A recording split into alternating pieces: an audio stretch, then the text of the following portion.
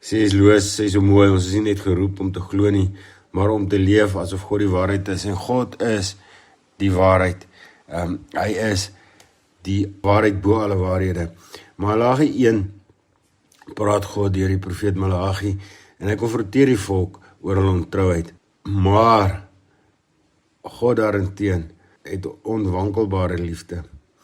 In Malagi 1 vers 1 tot 5 spreek God en sê, ek het julle lief gehad, maar die volk vra, waarom het u ons lief gehad? God herinner hulle dat hy Jakob oor Esau verkies het, wat sy genadige keuse toon. En ten spyte van hulle twyfel, bevestig God sy liefde deur Edom se verwoesting te kontrasteer met Israel se behoud.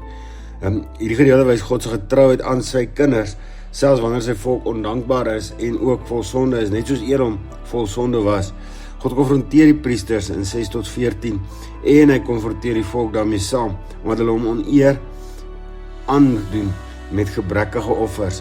Hulle bring blinde, siek diere wat nie al beste is nie.